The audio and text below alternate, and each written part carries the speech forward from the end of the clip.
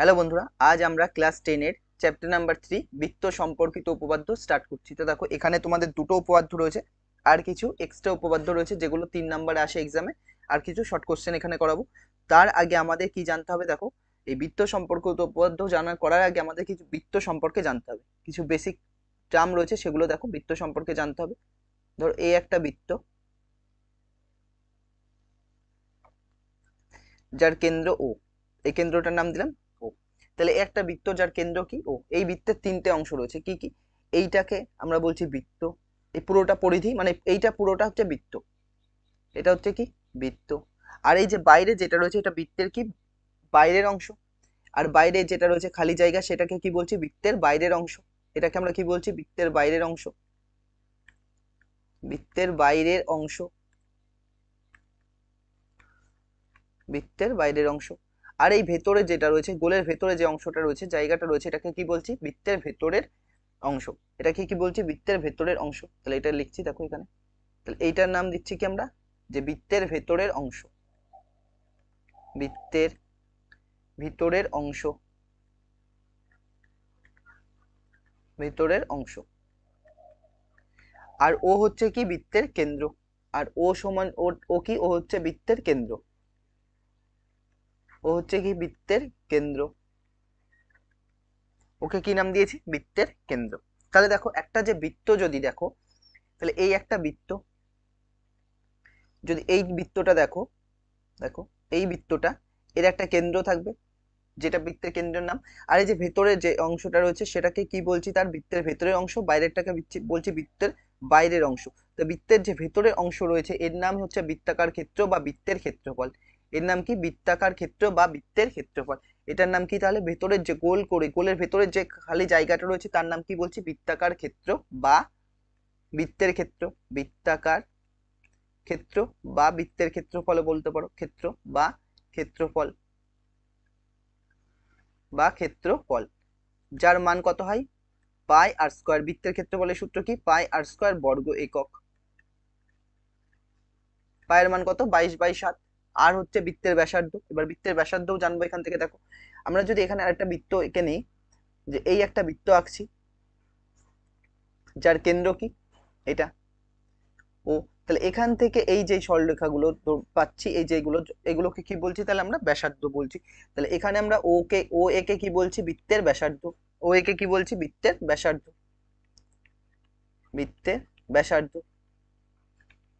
তাহলে একটা বৃত্তের ব্যাসার্ধ কতগুলো ব্যাসার্ধ রয়েছে? অসংখ্য ব্যাসার্ধ রয়েছে।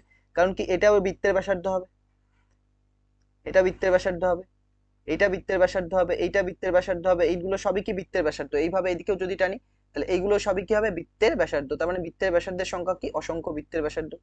আর কি দেখো, এই যে বৃত্ত রয়েছে, আসলে এই বৃত্তটা যে সার্কেলটা রয়েছে, এই যে এই পয়েন্ট গুলো এরকম করে, এগুলো ছোট ছোট অসংখ্য ক্ষুদ্র ক্ষুদ্র কি পয়েন্ট দ্বারা গঠিত, অসংখ্য বিন্দু দ্বারা গঠিত। তার মানে কি? বৃত্ত বেসিক্যালি কি? বৃত্ত হচ্ছে অসংখ্য বিন্দু দ্বারা গঠিত। বৃত্ত মানে কি? অসংখ্য বিন্দু দ্বারা গঠিত। তাহলে এখানে আরেকটা পয়েন্ট লিখতে পারি, যে বৃত্ত হচ্ছে কি? অসংখ্য, বৃত্ত হচ্ছে অসংখ্য বিন্দু দ্বারা গঠিত, অসংখ্য বিন্দু দ্বারা গঠিত, অসংখ্য বিন্দু দ্বারা গঠিত, বিন্দু দ্বারা গঠিত। তাহলে বৃত্ত কি? অসংখ্য বিন্দু দ্বারা গঠিত। আর একটা বৃত্তের কতগুলো ব্যাসার্ধ রয়েছে? অসংখ্য ব্যাসার্ধ রয়েছে। এইবার আমরা এখানে বৃত্তের ব্যাস জানবো, জ্যা জানবো, আর কি ব্যাসার্ধের মধ্যে সম্পর্ক জানবো। দেখো, তাহলে এখানে আমরা আরেকটা বৃত্ত এঁকে নিচ্ছি। এই হচ্ছে একটা বৃত্ত যার কেন্দ্র কি? ও। এই বৃত্তেরটা কেন্দ্র কি? ও। তাহলে এই কেন্দ্রকে আমি একটা সরলরেখা টানলাম যার নাম ই এফ দিয়ে দিলাম, ই এফ। আরো কিছু সরলরেখা টানছি, এই একটা সরলরেখা টানলাম যার নাম আমরা এ বি দিয়ে দিলাম। নিচে একটা সরলরেখা টানছি যার নাম সিডি দিয়ে দিলাম, সিডি দিয়ে দিলাম। তাহলে বৃত্তের এই যে যতগুলো পয়েন্ট টানছে এগুলো সবই কি? বৃত্তের জ্যা। মানে কি? একটা বৃত্ত রয়েছে, সেই বৃত্তের যে কোনো দুটো পয়েন্টকে যদি তুমি অ্যাড করো, সরলরেখা দিয়ে অ্যাড করো, তাহলে তুমি কি পাবা? বৃত্তের জ্যা পাবা। তাহলে আমি এখানে, তাহলে কি কি জ্যা পাচ্ছি? এখানে দেখো, এ বি একটা জ্যা, ই এফ একটা জ্যা, আর কি সিডি একটা কি জ্যা। এগুলো কি? সব বৃত্তের জ্যা। জ্যাকে ইংরেজিতে কি বলে? কর্ড বলে। ইংরেজিতে কি বলে? কর্ড বলে। সিএইচ ও আর ডি, এটা ও, কর্ড বলে। বৃত্তের কি বলে? কর্ড বলে। তাহলে একটা বৃত্তের কতগুলো কর্ড রয়েছে? অসংখ্য কর্ড রয়েছে। দেখো, এইটা পয়েন্ট যদি যোগ করি, এই দুটো পয়েন্ট, এটাও বৃত্তের কি হবে, জ্যা হবে। যদি আমি এখান থেকে টানি এটাও কি হবে, বৃত্তের জ্যা হবে। যদি এখান থেকে টানি এগুলো কি হবে, বৃত্তের জ্যা হবে। তাহলে এই সবগুলো কি হবে, বৃত্তের জ্যা হবে। কিন্তু যেই পয়েন্টগুলো, কিন্তু যেই সরলরেখা বৃত্তের কেন্দ্র দিয়ে যাবে, যেগুলো বৃত্তের কেন্দ্র দিয়ে যাবে, যেরকম এটা টানছি বৃত্তের কেন্দ্র দিয়ে যাবে, সেইটাও জ্যা, কিন্তু ওর স্পেশাল নাম কি দেওয়া হয়েছে, ব্যাস। ওটার স্পেশাল নাম কি তখন, ব্যাস। মানে বৃত্তের বৃহত্তম জ্যাকেই বৃত্তের কি বলে, ব্যাস। যেমন এই বৃত্তটা, যখন এই বৃত্তটা যদি আমরা এখানে আবার ভালো করে আঁকাই, এই একটা বৃত্ত, এর পয়েন্ট কেন্দ্র ও, এখান থেকে ম্যাক্সিমাম পয়েন্ট এই দুটো পয়েন্টই যোগ করলে পাবা এই যে বৃত্তের কেন্দ্র দিয়ে যে সরলরেখাগুলো, সেইগুলো সব সবচেয়ে বড় বৃহত্তম যায়। আর এগুলো দেখো ছোট জ্যা হবে, এইটা ছোট জ্যা, এইটা ছোট জ্যা। আর যে দিক দিয়েই টানো না কেন সবগুলো কি হবে, ছোট ছোট জ্যা হবে। কিন্তু বৃত্তের বৃহত্তম জ্যাটাকেই কি বলে, বৃত্তের ব্যাস। বৃত্তের বৃহত্তম জ্যাকেই কি বলে, বৃত্তের ব্যাস। তাহলে একটা বৃত্তের কতগুলো ব্যাস থাকতে পারে, অসংখ্য ব্যাস থাকতে পারে, অসংখ্য জ্যা থাকতে পারে, অসংখ্য কি থাকতে পারে, ব্যাসার্ধ থাকতে পারে। বোঝা যাচ্ছে কি বললাম? তাহলে এখান থেকে আমরা ওই লাইনটা লিখে দিই যে বৃত্তের বৃহত্তম জ্যাকে কি বলে, বৃত্তের বৃহত্তম জ্যা, যাকে কি বলে, কর্ড বলে ইংরাজিতে। বৃত্তের বৃহত্তম জ্যাকে বৃত্তের ব্যাস বলে, বৃত্তের ব্যাস বলে, বৃত্তের ব্যাস বলে। তাহলে এখানে দেখো এই ছবিটাই বৃত্তের বৃহত্তম ব্যাস কি, ইএফ হচ্ছে কি বৃহত্তম, ইএফ হলো বৃহত্তম ব্যাস, ইএফ হলো বৃহত্তম জ্যা, ইএফ হলো কি বৃহত্তম জ্যা, ইএফ হলো বৃহত্তম জ্যা। এই ছবিতে ইএফ হলো বৃহত্তম জ্যা। আবার এই সি, এটার যদি নাম দিই এটাও তাই হবে। এটার যদি এখানে আমরা একটা কিছু নাম দিতাম এটাও হতো। এটাও এইভাবে টানলে, যেমন এইভাবে যদি একটা সরলরেখা টানি যা বৃত্তের কেন্দ্র দিয়ে যাবে, এই যে এটা, আর এখানে নাম দিয়ে দিলাম এক্স ওয়াই, এটাও বৃহত্তম জ্যা, এটাও বৃহত্তম জ্যা। তাহলে এটাও কি হবে, ব্যাস হবে। তাহলে ইএফ হলো বৃত্তের বৃহত্তম জ্যা, বৃহত্তম জ্যা। আর বৃত্তের বৃহত্তম জ্যাকে কি বলে, বৃত্তের ব্যাস বলে। তাহলে ইএফ কে আমরা কি নাম দেবো, ইএফ কে স্পেশাল নাম দিয়ে দিচ্ছি কি, ব্যাস। ইএফ কে কি বলছে, ব্যাস বলছে। ইএফ কে কি বলছে, ব্যাস বলছে। আর ব্যাসকে আমরা কি দিয়ে লিখি, ডি দিয়ে লিখি। ব্যাসকে আমরা কি দিয়ে লিখি, ডি দিয়ে লিখি। আর বৃত্তের ব্যাসার্ধ এই যে যেগুলো বলেছি, এই যে এগুলো সব কি, অর্ধেকগুলো কি হবে, বৃত্তের ব্যাস হবে। তার মানে কি, ব্যাসার্ধের অর্ধেককে কি বলে, ব্যাস বলে। ব্যাসার্ধের অর্ধেককে কি বলে, এই ব্যাসের অর্ধেককে কি বলে, ব্যাসার্ধ বলে। সরি, ব্যাসের অর্ধেককে কি বলে, ব্যাসার্ধ বলে। তাহলে আমরা এখান থেকে ব্যাসার্ধ বের করে নিচ্ছি। ব্যাসার্ধ কি হবে, তাহলে এখান থেকে দেখো ব্যাসার্ধকে আমরা আর দিয়ে লিখবো। ব্যাসার্ধ ইকুয়াল টু কি হবে, ব্যাস বাই 2 হবে, ব্যাস বাই 2। তাহলে এটা মুছে দিচ্ছি, দেখো ব্যাস বাই 2 হবে। তাহলে ওপরে লিখছি আমরা ব্যাস, বাই নিচে কত, 2। তাহলে এখান থেকে যদি একটা স্লাইড নিই, তাহলে আর ইকুয়াল টু কি আসছে আমাদের, ডি বাই 2, ডি বাই 2। এখান থেকে তাহলে ডি এর মান কত আসছে, D equal to 2 R, D equal to 2 R. মানে কোনো বৃত্তের ব্যাস ইকুয়াল টু কি হবে, কোনো বৃত্তের ব্যাস ইকুয়াল টু 2 ইন্টু ব্যাসার্ধ। মানে বৃত্তের ব্যাসার্ধ যদি দেওয়া থাকে তাহলে তুমি বৃত্তের ব্যাস বের করতে পারবা। ধরো বৃত্তের ব্যাসার্ধ দেওয়া আছে হচ্ছে, বৃত্তের ব্যাসার্ধ দেওয়া আছে 6 সেন্টিমিটার। ব্যাসার্ধ কত দেওয়া আছে, 6 সেন্টিমিটার। তাহলে ব্যাস কত হবে, ব্যাস হচ্ছে কত হবে, এর দ্বিগুণ হবে। এর দ্বিগুণ মানে কত, 12 সেন্টিমিটার হবে। আবার যদি ব্যাস দেওয়া থাকে ব্যাসার্ধ বের করতে পারবো, ওর অর্ধেক হবে। বোঝা যাচ্ছে কি বললাম? তারপরে দেখো পরের কনসেপ্ট, দেখো যে একটা বৃত্ত রয়েছে, এই একটা বৃত্ত। তাহলে দেখো এই পয়েন্টগুলোকে একটু রিকল করার চেষ্টা করি। একটা বৃত্ত কি, এই একটা বৃত্ত, যে বৃত্তটা হচ্ছে কি অসংখ্য বিন্দু দ্বারা গঠিত। 1 নম্বর পয়েন্ট, বৃত্তের কি অসংখ্য কি রয়েছে, অসংখ্য ব্যাসার্ধ রয়েছে। মানে অসীম ব্যাসার্ধ রয়েছে, গুনতে পারবা না এতগুলো মান, এত ব্যাসার্ধ থাকবে। তাহলে অসীম ব্যাসার্ধ রয়েছে, অসীম ব্যাস রয়েছে, এবং অসীম সংখ্যক কি রয়েছে, জ্যা রয়েছে। ব্যাস আর ব্যাসার্ধের মধ্যে সম্পর্ক আমরা জেনেছি যে ব্যাস ইকুয়াল টু কি হবে, 2 ইন্টু ব্যাসার্ধ হবে। ব্যাস ইকুয়াল টু কি, 2 ইন্টু ব্যাসার্ধ। তাহলে এই যে একটা বৃত্ত রয়েছে, এই বৃত্তকে যদি আমি এই দুই পয়েন্টে কাট করি, যেখানে একটা নাম দিয়ে দিচ্ছি এ, আর এখানে একটা নাম দিচ্ছি বি। তাহলে এই দুটো যদি পয়েন্ট যোগ করি তাহলে একটা জ্যা পাবো। এই দুটো পয়েন্ট যোগ করলে কি পাবো, একটা জ্যা পাবো। বা এখানে ধরো কেটে দিলাম, তাহলে কাটলে এই জিনিসটাকে দেখতে কেমন লাগবে, এই জিনিসটাকে দেখলে দেখলে কেমন লাগবে, দেখো কাটার পরে এভাবে। আর এখান থেকে কেটে দিয়েছি, কি নাম, উপরেরটা নাম নাম ছিল কি এ আর বি, এটার নাম কি এ আর এটার নাম কি বি। তাহলে কাটার পরে দুটো আলাদা হয়ে গেছে। তাহলে এখানে নাম দিয়ে দিলাম ই, আর এটার নাম দিলাম কি এফ, এই পয়েন্টের নাম এফ। তাহলে দেখো এই বৃত্তকে কাট করলে দেখো দুটো চাপ পাচ্ছ, দুটো কি পাচ্ছ, চাপ পাচ্ছ। এই দুটোকে চাপকে কি বলছে, এই দুটো চাপ পাচ্ছ। এই দুটো চাপের মধ্যে একটা বড় চাপ এসছে, একটা ছোট চাপ এসছে। যেটা বড় চাপ এসছে সেটার নাম কি, এই যে এটা বড় চাপ এসছে, এই বড় চাপটার নাম হচ্ছে অধিচাপ বলে। একে কি বলে, অধিচাপ বলে। এই বড় চাপটার নাম কি, অধিচাপ বলে। বা ইংরেজিতে বলে তাহলে মেজর আর্ক বলে, মেজর আর্ক বলে, মেজর আর্ক বলে, মেজর আর্ক। এটা হচ্ছে মেজর আর্ক। তাহলে এটা কি হবে, মাইনর আর্ক। এর বাংলা নাম কি, উপচাপ, উপচাপ। চাপ। তাহলে এর বাংলা নামটা কি রয়েছে, কি উপচাপ। দেখো তাহলে এখানে আমরা কি লিখতে পারি, এটার নাম উপচাপ বা মাইনর আর্ক, মাইনর আর্ক, উপচাপ বা মাইনর আর্ক। তার মানে যদি আমরা দেখি যে বৃত্তচাপ আসলে কটা অংশ দিয়ে গঠিত, যদি আমরা এখানে নোট করার জন্য লিখি যে বৃত্তচাপ যেটা রয়েছে সেটা হচ্ছে বৃত্তচাপ, যাকে কি বলে, আর্ক বলে। এই আর্ককে কটা ভাগে ভাগ করা হয়, দুটো ভাগে ভাগ করা হয়। কি কি, একটার নাম কি উপচাপ, একটা নাম কি উপচাপ রয়েছে, একটার নাম কি অধিচাপ রয়েছে। একটা নাম কি উপচাপ, উপচাপ, আর একটা নাম কি অধিচাপ। উপচাপটা কি ছোট হয়, অধিচাপটা কি বড় হয়। উপচাপটা কি ছোট হয়, অধিচাপটা কি হয়, বড় হয়। অধিচাপটা কি হয়, বড় হয়। বোঝা গেল কি বললাম। এইবার এই চাপটা, এই যে এখানে যে কাটটা করেছিলাম এইভাবে, এইটা যদি না করে আমি যদি মাঝখান দিয়ে কেটে দেই, যে একটা কোনো বৃত্ত রয়েছে, এরকম একটা বৃত্ত রয়েছে, এই বৃত্তের কেন্দ্র থেকে যদি চাপ কেটে দিই এইভাবে, এইভাবে কাটি, তাহলে দেখো দুটো চাপই সমান হবে। এই চাপ আর এই চাপ কি হবে, সমান হবে। একে কি বলে, অর্ধবৃত্ত বলে। এর নাম কি দেওয়া হয়, অর্ধবৃত্ত। তাহলে এটাকে কি বলছে, অর্ধবৃত্ত। অর্ধবৃত্ত, এটাকে কি বলছে, অর্ধবৃত্ত। কাটলে কেমন হবে দেখতে, দেখো এরকম হবে দেখতে, মাঝখান থেকে কেটে দিয়েছি। তাহলে এটা হচ্ছে কি, অর্ধবৃত্ত। এটা কি হচ্ছে, অর্ধবৃত্ত বা সেমি সার্কেল বলে, অর্ধবৃত্ত বা সেমি সার্কেল বলে এটাকে। তাহলে এটার নাম কি, অর্ধবৃত্ত বা সেমি সার্কেল, সেমি সার্কেল, অর্ধবৃত্ত বা সেমি সার্কেল। দেখো এখান থেকে একটা স্লাইড নিচ্ছি, নিয়ে আরো কিছু পয়েন্ট আছে ইম্পর্টেন্ট, যেগুলো বুঝতে হবে। দেখো সেমি সার্কেল বোঝা গেল। তার মানে আমরা যদি দেখি যে বৃত্তচাপ হচ্ছে কয় রকমের রয়েছে, দু রকমের রয়েছে। একটা হচ্ছে কি উপচাপ, একটা কি অধিচাপ রয়েছে। এইবার আমরা কি করছি দেখো, এইবার আমরা হচ্ছে বৃত্তাংশ জিনিসটা জানবো। আরো একটা টার্ম জানতে হবে, যে বৃত্তাংশ বা সেগমেন্ট কি। দেখো বৃত্তাংশ বা সেগমেন্ট কি, বৃত্তাংশ বা সেগমেন্ট কি,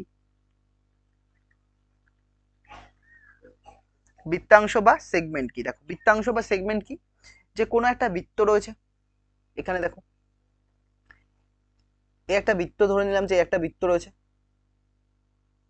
দেখো এই বৃত্তটা কেন্দ্রটাকে ও নাম দিলাম, বৃত্তের কেন্দ্রটাকে কি নাম দিলাম, এ নাম দিলাম।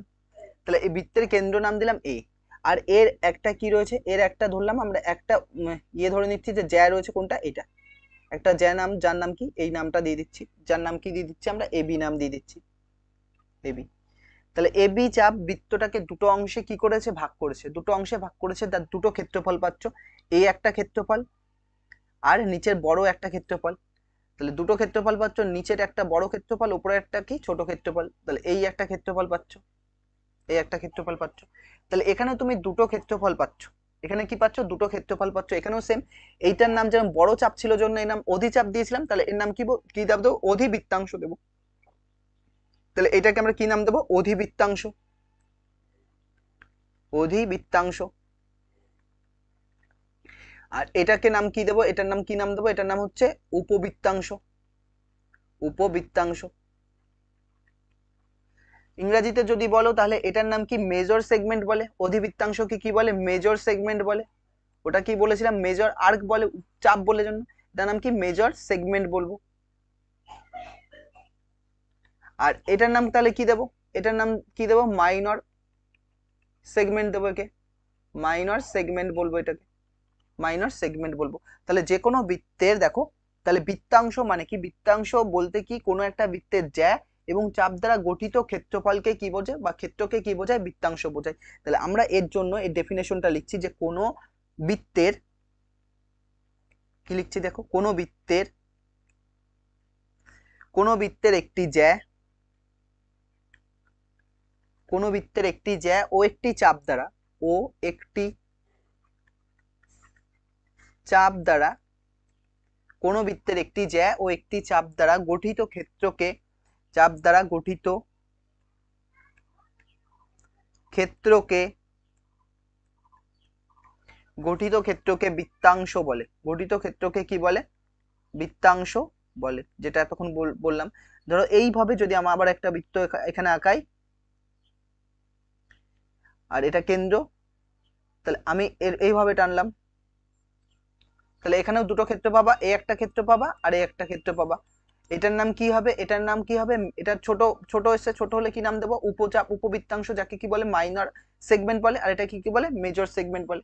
হয়েছে, এটাকে কি বলে, মেজর সেগমেন্ট বলে। বোঝা যাচ্ছে কি বললাম। এরপরে দেখো বৃত্ত কলাটা দেখো, এরপরে আরেকটা টার্ম পড়তে হবে আমাদের, যে বৃত্তকলাটা কি। দেখো বৃত্তকলা বা সেক্টর কি, তাহলে বৃত্তকলা বা ইংরেজি নাম কি, সেক্টর।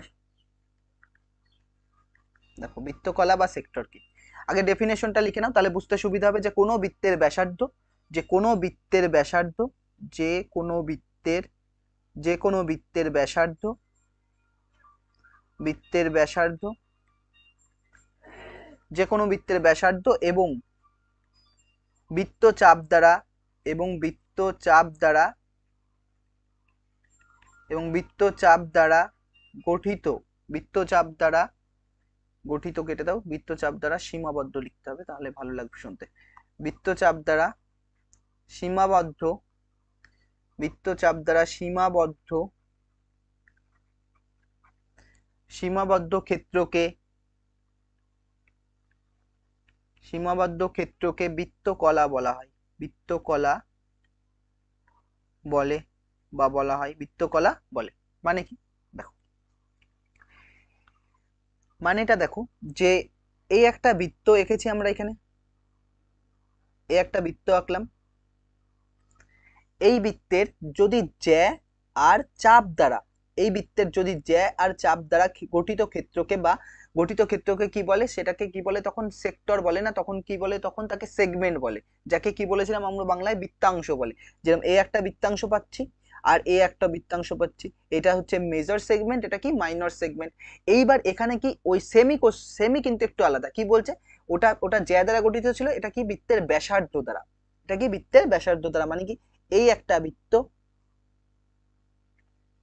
তাহলে এই বৃত্তের ব্যাসার্ধ থাকবে, এই একটা ব্যাসার্ধ আর এই একটা ব্যাসার্ধ, এই দুটো ব্যাসার্ধ মিলে যে অঞ্চলটা ঢাকছে, এই যে অঞ্চলটা, যে অঞ্চলটা গঠিত হচ্ছে, এইটা, এইটা হচ্ছে, এইটাকে আমরা কি বলবো, বৃত্তকলা বা সেক্টর বলবো। তাহলে এখানে দুটো তৈরি হচ্ছে, তাহলে বলবো এইটা একটা হচ্ছে, এটা একটা হচ্ছে, হ্যাঁ এখানেও দুটো তৈরি হচ্ছে, একটা বড় একটা ছোট, যেইটা ছোট এসছে তাকে কি বলবো আমরা, তাকে বলবো মাইনর সেক্টর বলবো, বা ছোট বৃত্তকলা বলছি, বাংলায় কি বলছে, কে ছোট বৃত্তকলা, ছোট বৃত্তকলা, এর নাম কি ছোট বৃত্তকলা, বা মাইনর সেক্টর বলে, এটাকে মাইনর সেক্টর বলে। আর এটাকে কি বলবো, বড় বৃত্তকলা, বড় বৃত্তকলা, বড় বৃত্তকলা বা মেজর সেক্টর বলে, বা মেজর সেক্টর বলে। তাহলে এখানেও দুটো ভাগ পাচ্ছি আমরা বৃত্তকলার, একটা বড় বৃত্তকলা বা মেজর সেগমেন্ট, একটা ছোট বৃত্তকলা বা মাইনর সেগমেন্ট। বোঝাচ্ছে কি বললাম, তাহলে এই ছোট বৃত্তকলার মান আমরা কি করে বের করব, দেখো এই ছোট বৃত্তকলার মানটা আমরা কি করে বের করছি সেটা দেখো, ছোট বৃত্তকলার মানটা।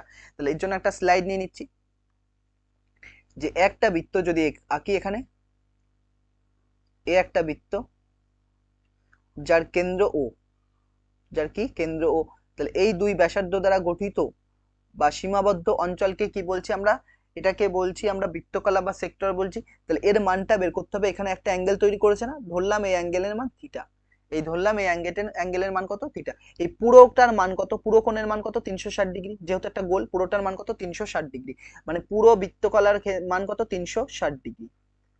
আর পুরো বৃত্তকলার যখন 360 ডিগ্রি, আর পুরোটার ক্ষেত্রফল কত আমরা বলেছি, পুরোটার ক্ষেত্রফল কত, পাই আর স্কোয়ার, মানে 360 ডিগ্রি মান কার সমান হচ্ছে, পাই আর স্কোয়ারের সমান। তাহলে 1 ডিগ্রির মানের সমান কত হবে, 1 ডিগ্রির সাথে সমান কত হবে, 1 ডিগ্রির সমান কত হবে, পাই আর স্কোয়ার বাই কত, 360 ডিগ্রি, হয়েছে 360 ডিগ্রি।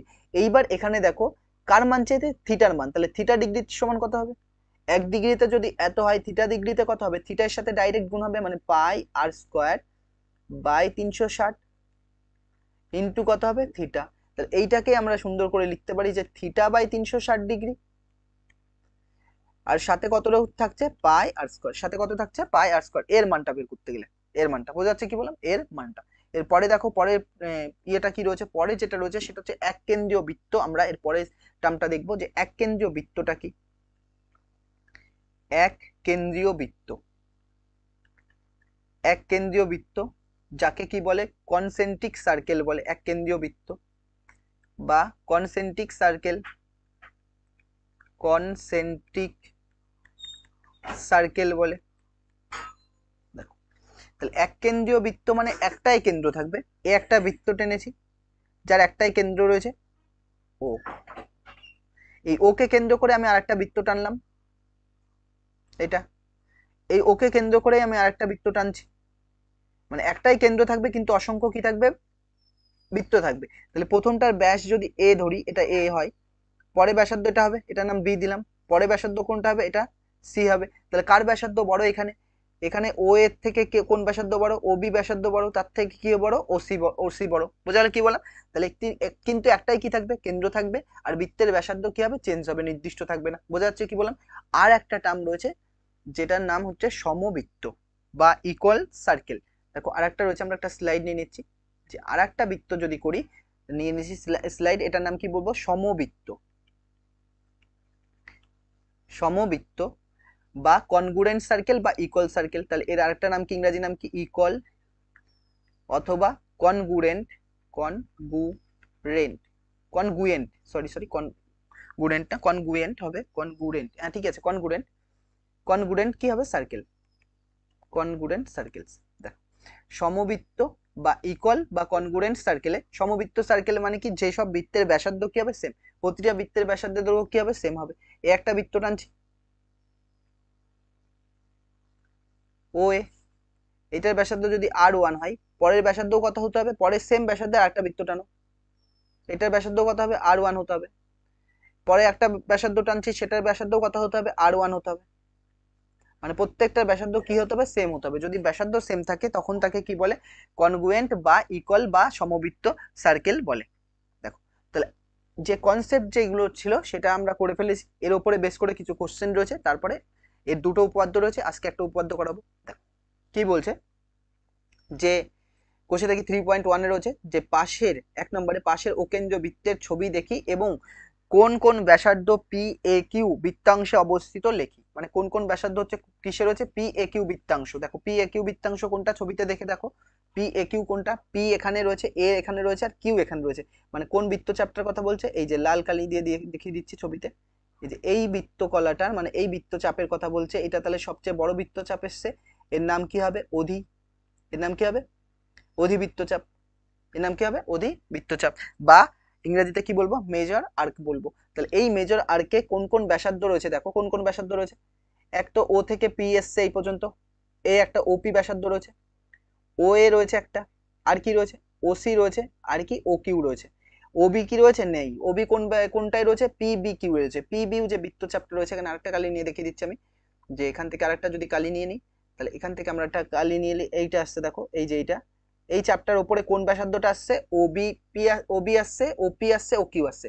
এর উপরে কি কি আসছে, ওপি আসছে, আর কি আসছে, ওবি আসছে, আর কি ও কিউ আসছে। এই তিনটে ব্যাসার্ধ এই চাপের উপরে আসছে। আর এই চাপের উপর কি কি ব্যাসার্ধ আসছে, তাহলে পি কিউ, পি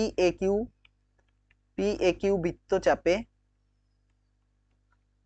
বৃত্তচাপে অবস্থিত ব্যাসার্ধ, অবস্থিত ব্যাসার্ধ,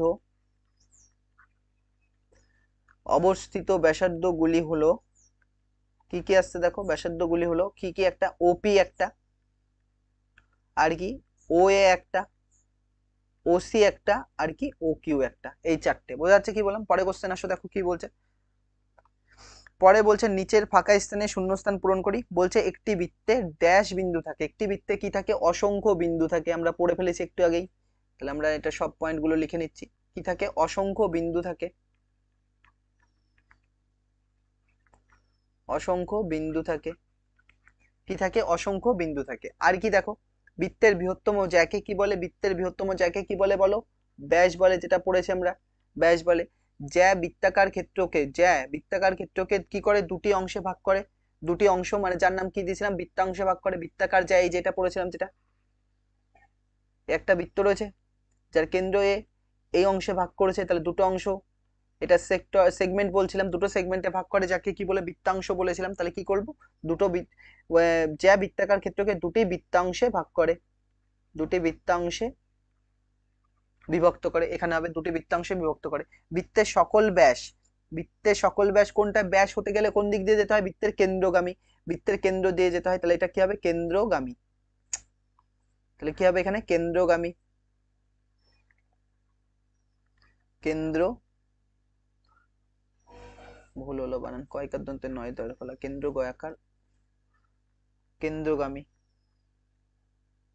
কেন্দ্রগামী হয়েছে। তারপরে দেখো দুটি বৃত্তাংশ সমান হলে, এটাও ভুল লিখেছি দেখো, কেন্দ্রগামী কয়কার দন্তে নয় ফলে কেন্দ্র গয়াকার ময় দীর্ঘী গামী। হ্যাঁ এবার ঠিক আছে। তারপরে দেখো দুটি বৃত্তাংশ সমান হলে তাদের বৃত্তচাপ দুটির দৈর্ঘ্য কি হবে? সমান হবে।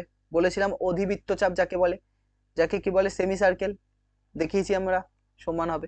একটি বৃত্তাকার ক্ষেত্রে বৃহত্ত খণ্ড মানে বৃত্তকলা, বা এটা খণ্ড বলতে পারো, বৃত্তকলা বলতে পারো, বৃত্তখণ্ড হলে বৃত্তচাপ এবং দুটি ড্যাশ দ্বারা সীমাবদ্ধ অঞ্চল কোনটা হবে বলো? কি বলছে? এটাকে সেক্টর বলছে। বৃত্তকলা বলেছিলাম, বৃত্তকলা কি কি হয়?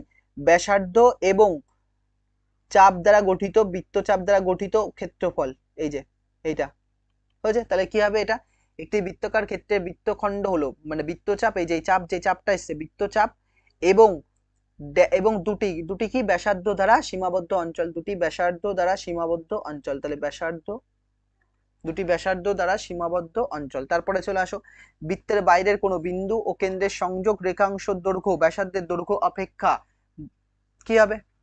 বলছে বৃত্তের বাইরের কোনো বিন্দু আর কেন্দ্রের সংযোগ রেখা অংশের দৈর্ঘ্য। মানে দেখো এই একটা বৃত্ত রয়েছে, এই বৃত্তের 2 পয়েন্ট এখানে আর এখানে নিলাম, এই 2 পয়েন্ট, তাহলে এই 2 পয়েন্ট যদি যোগ করি তাহলে এ বি মান পাবো। আর এই পয়েন্টে থাকুক, আমি এখানে নিলাম মান, তাহলে এই মানটা কি? এখান থেকে এটা যদি টানো, মানে এখানে যদি সি নাম দিই, তাহলে এ বি আর এসির মধ্যে কে বড়?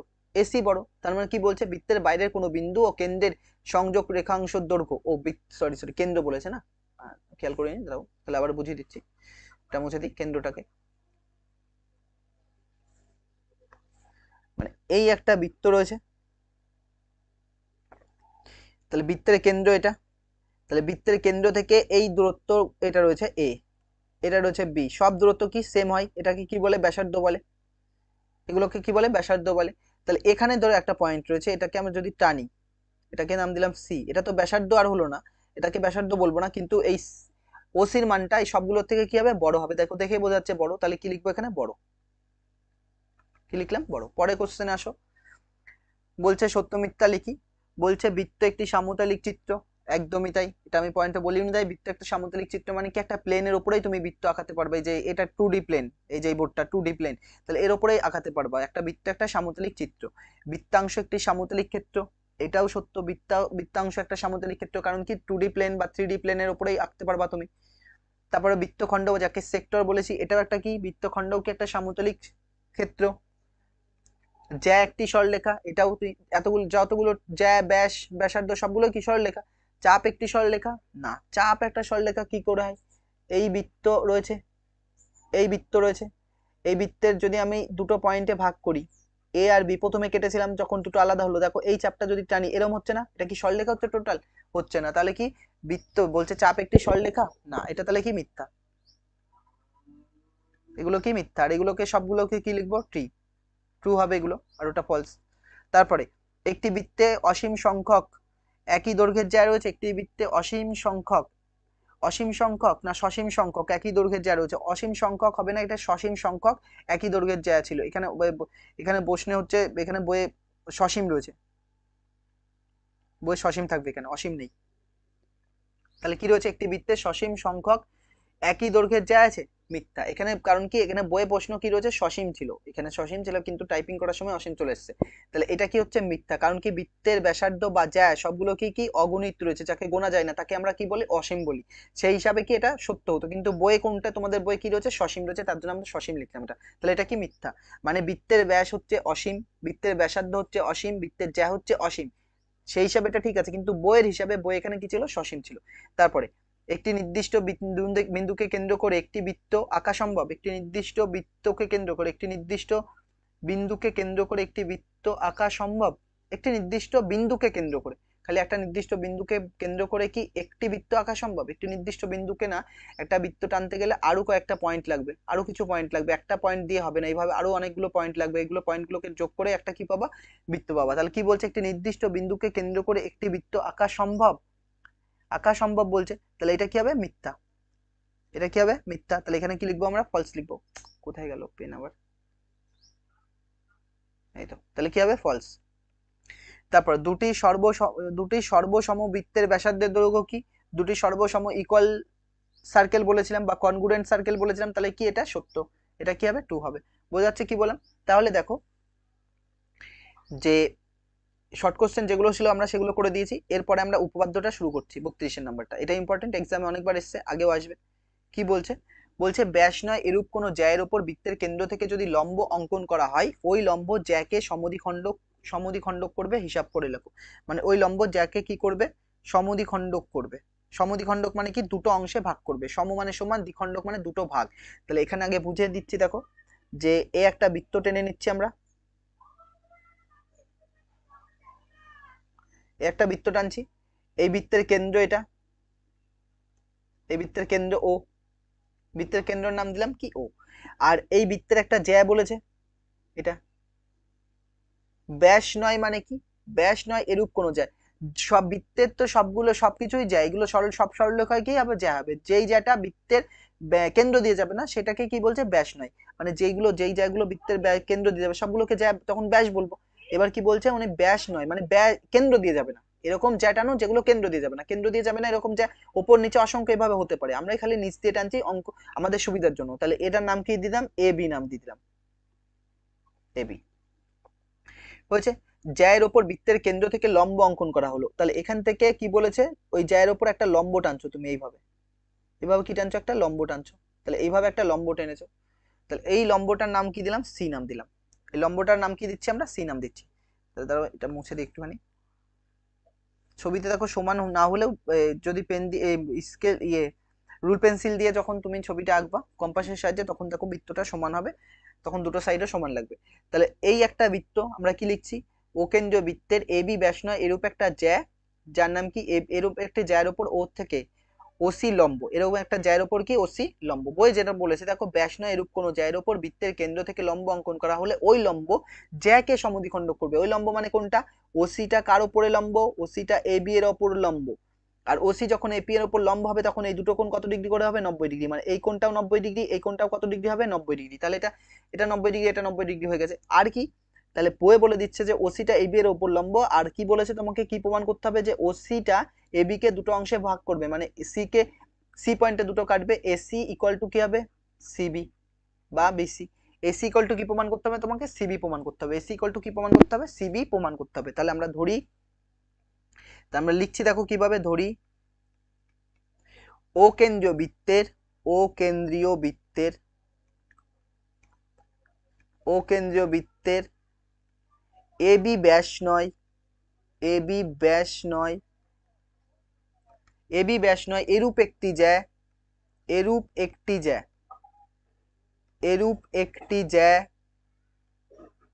এরূপ একটি জ্যা যার নাম কি? এবি। এরূপ একটি জ্যা এবি এর ওপর, এবি এর ওপর কে লম্ব? ওসি লম্ব। এবি এর ওপর কে লম্ব? ওসি লম্ব। ওসি কি? লম্ব। অর্থাৎ ওসিটা কার উপরে লম্ব? এবি এর উপরে লম্ব। ওসিটা কার উপরে লম্ব? এবি এর উপরে লম্ব। প্রমাণ করতে হবে যে, প্রমাণ করতে হবে যে, প্রমাণ করতে হবে যে, কি প্রমাণ করতে হবে? বলে দিয়েছে কি এসি আর সিবি সমান, মানে ওসিটা এবি কে দুটো অংশে ভাগ করবে। তাহলে তোমাকে কি প্রমাণ করতে হবে? এসি সমান সমান কি? সিবি। এসি সমান সমান কি প্রমাণ করতে হবে? সিবি প্রমাণ করতে হবে। এসি সমান সমান কি প্রমাণ করতে হবে? সিবি প্রমাণ করতে হবে। তাহলে দেখো প্রমাণ লিখছি। প্রমাণ, প্রমাণের আগে আমরা একটা অঙ্কন করে নিই। দাঁড়াও, প্রমাণের আগে একটা অঙ্কন করে নিই, একবারে লিখবো না আমরা, একটা অঙ্কন করে নিচ্ছি। অঙ্কন মানে এই ছবিতে কিছু একটা অ্যাড করব। কি অ্যাড করব? দেখো অঙ্কনে আমরা এও আর ও বিটা যোগ করছি, এও আর বিও যোগ করছি এইভাবে, এও আর বিওটা এইভাবে যোগ করলাম। যোগ করলে দেখো দুটো ত্রিভুজ পাচ্ছ তুমি। তাহলে কি লিখছি? এ কমা ও এবং বি কমা ও যোগ করে পাই। যোগ করা হলো লিখতে পারো, যোগ করা হলো বা যোগ করে পাই একই কথা। এও এবং বিও যোগ করা হলো। এইবার প্রমাণ দেখো, একটা স্লাইড নিয়ে নিচ্ছি। প্রমাণ দেখো এবার, এবার আমরা প্রমাণ লিখছি। প্রমাণ কি? প্রমাণ যেহেতু ওডিটা কার উপর, ওডি সরি ওডি কেন, আমরা কি নাম দিয়েছি? সি। হ্যাঁ, যেহেতু ওসিটা কার উপর লম্ব? যেহেতু ওসিটা হচ্ছে এবি এর ওপরে লম্ব, যেহেতু ওসিটা কার ওপরে লম্ব, এবি এর উপরে লম্ব, সেহেতু কি বলতে পারি এই কোণগুলো কত ডিগ্রি করে, 90 ডিগ্রি। এই কোণগুলো কত ডিগ্রি করে, 90 ডিগ্রি। তাহলে এই কোণের নাম কি লিখতে পারি, A C O.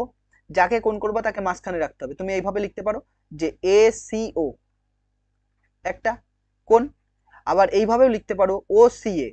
O C এ যেদিক থেকে যাও সি কে মাঝখানে রাখতে হবে। এই দিক থেকে তাহলে কার সাথে সমান, এই কোণটা 90 ডিগ্রি, এটাও 90 ডিগ্রি। তাহলে এই দিক থেকে কতগুলো লিখতে পারি, আমি বিসিও লিখতে পারি। আর কি লিখতে পারি, ওপর থেকে যদি লিখি ও সি বি লিখতে পারি। বোঝা যাচ্ছে কি বললাম? তাহলে এখানে এই প্রত্যেকটা কোণ কত ডিগ্রি করে এসছে, 90 ডিগ্রি এসছে। তাহলে আমরা কি লিখছি, এ সিও, আর এদিকে বিসিও। তাহলে কোণ লিখছি এ সিও, অতএব কোণ এ সিও ইকুয়াল টু কত, কোণ বিসিও ইকুয়াল টু কত ডিগ্রি এসছে, 90 ডিগ্রি এসছে। ইকুয়াল টু কত ডিগ্রি এসছে, 90 ডিগ্রি এসছে। তাহলে এসিও আর বিসিও ইকুয়াল টু কত ডিগ্রি এসছে, 90 ডিগ্রি এসছে। তাহলে এই ত্রিভুজটা, এই যে যে ত্রিভুজ তৈরি হচ্ছে, যে দুটো ত্রিভুজ তৈরি হচ্ছে, এই ত্রিভুজ দুটো কি সমকোণী হয়ে গেছে। কারণ কি একটা কোণ কি 90 ডিগ্রি, যদি কোনো ত্রিভুজের একটা কোণ 90 ডিগ্রি হয় তখন তাকে কি বলে, সমকোণী ত্রিভুজ বলে। তাহলে এখানে দুটো সমকোণী ত্রিভুজ তৈরি হচ্ছে, একটা সমকোণী একটা সমকোণী। তাহলে আমরা কি লিখবো, সমকোণী ত্রিভুজ এওসি। তাহলে সমকোণী ত্রিভুজ, সমকোণী ত্রিভুজ,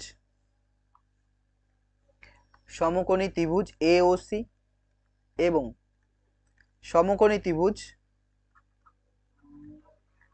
সমকোণী ত্রিভুজ বিওসি থেকে পাই, বিওসি থেকে পাই। তাহলে সমকোণী ত্রিভুজ এওসি এবং সমকোণী ত্রিভুজ বিওসি থেকে পাই কি পাচ্ছি দেখো, দুটো কি কি পাচ্ছি দেখো। প্রথম তো কোণ 90 ডিগ্রি লিখেই দিয়েছি। আর সমকোণী ত্রিভুজের যে কোনো দুটো জিনিস সমান করলেই ত্রিভুজ দুটো সর্বসম হয়ে যায়, যেহেতু 90 ডিগ্রি কোণ সমানে, তাও লিখে দিচ্ছি দেখো। তাহলে এখানে প্রথম কোণটা কি, এর এসিও সমান সমান, এসিও সমান সমান কি, কোণ বিসিও লিখেছি। এই প্রত্যেকটা কত ডিগ্রি করে হয়, 90 ডিগ্রি। আর কি সমান, এই ত্রিভুজটার দিকে তাকিয়ে দেখো, এই দুটো ত্রিভুজের মধ্যে আর কি সমান দেখো, এই বাহু আর এই বাহু সমান। কারণ কি, এরা একই বৃত্তের ব্যাসার্ধ, আর প্রত্যেকটা বৃত্তের ব্যাসার্ধ কি, দৈর্ঘ্য কি হয়, সমান। প্রতিটা বৃত্তের ব্যাসার্ধ দৈর্ঘ্য কি হবে, সমান। মানে একটা বৃত্ত রয়েছে, এই বৃত্তের প্রতিটা ব্যাসার্ধ, যতগুলো ব্যাসার্ধই থাকুক সব ব্যাসার্ধ কি হবে, সেম হবে। তাহলে এখানে কি এও সমান সমান কি লিখতে পারি, বিও। তাহলে আমরা কি লিখছি, এও সমান সমান কি, বিও। কারণ কি, একই বৃত্তের ব্যাসার্ধ, একই বৃত্তের ব্যাসার্ধ। আর কি সমান, আর এই যে ত্রিভুজটা রয়েছে, এই যে ত্রিভুজটা যদি এখানে আঁকাই, আমরা এই ত্রিভুজটাকে এখানে তুলে নিয়ে আসি আর এই নাম দিয়ে দিই এ ও সি আর বি। এই ত্রিভুজের তিনটে বাহু, এ একটা, এ একটা আর এ একটা। এই ত্রিভুজের তিনটে বাহু, এ একটা, এ একটা আর এ একটা। তার মানে ওসিটা দুবার ব্যবহার করছে, তার মানে কি ওসি কি, দুজনেরই কমন বাহু। তাহলে ওসিকে কি বলবো আমরা, সাধারণ বাহু। তার জন্য দুটোরই সমান হবে। তাহলে আরেকটা কি লিখতে পারি, যে ওসি ইকুয়াল টু কি, সাধারণ বাহু। তাহলে ত্রিভুজে কটা জিনিস সমান হয়েছে, তিনটে জিনিস সমান হয়েছে। যদি কোনো ত্রিভুজের তিনটে জিনিস সমান হয় তখন তাকে কি বলে, সর্বসমত্রিভুজ বলে। তখন তাকে কি বলে, সর্বসমত্রিভুজ বলে। তাহলে কি লিখতে পারি, যে সমকোণী ত্রিভুজ, সমকোণী দেখো বানান আমার ভুল লিখেছি, লিখতে গিয়ে এতে এরকম হয়ে যাচ্ছে। অতএব তাহলে কি লিখতে পারি, সমকোণী ত্রিভুজ এওসি সর্বসম, চিহ্নটা সমকোণী ত্রিভুজ, সমকোণী ত্রিভুজ, এটাও ভুল, সমকোণী। তাহলে কি লিখবো, সমকোণী ত্রিভুজ, সমকোণী ত্রিভুজ বিসিও সর্বসম এসছে, সবকিছু সমান। যদি ত্রিভুজের সবকিছু সমান হয় তার মানে কি, এই বাহু আর এই বাহু কি হবে, সমান হবে। তাহলে এসি ইকুয়াল টু কি লিখবো আমরা, সিবি। অর্থাৎ, অতএব বা অর্থাৎ এসি ইকুয়াল টু সিবি। এটা প্রমাণ করতে বলেছিল, প্রমাণিত। তাহলে এই উপপাদ্যটা আমাদের শেষ হয়ে গেছে। আর একটা উপপাদ্য এখান থেকে রয়েছে, আর কিছু কি 2 নম্বরে কোশ্চেন, ব্যাক নম্বরে যেসব কোশ্চেন আছে সেগুলো আমরা করাবো। বইয়ে যতগুলো কোশ্চেন আছে সবগুলো করে দেবো। তো আজকে পর্যন্ত থাকছে, থ্যাংক ইউ ফর ওয়াচিং।